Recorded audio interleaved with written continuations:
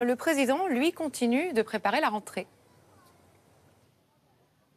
Et oui, d'autant plus que les prévisions de croissance ont été revues à la baisse juste avant la pause estivale. Donc évidemment, ça va rendre la préparation de cette rentrée encore plus vigilante.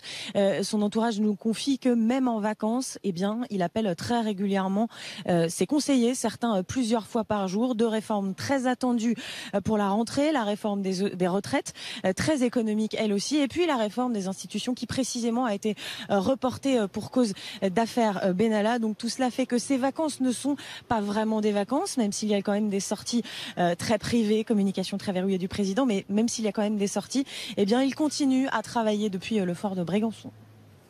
Et Anne, pour l'instant, il reste discret, hein, il n'a fait aucun commentaire sur tous ces dossiers.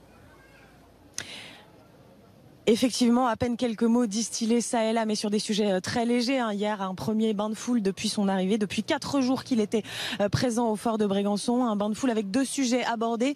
Eh bien, le foot et la température de l'eau, ou une préférence entre l'eau de mer et l'eau de piscine pour nager. C'est évidemment l'image qui est voulue, en tout cas que l'exécutif veut donner, celle d'une pause estivale. Et puis surtout, un climat un petit peu plus serein, un peu plus détendu après effectivement une période de remous juste avant la pause estivale. Je vous le disais, communication très verrouillée, quelques visites ça et là du président de la République, la majorité du temps aux côtés de son épouse, notamment l'île du Levant, Cavalère ou l'intérieur des terres hier soir, mais effectivement tout cela reste très discret et c'est voulu loin des caméras.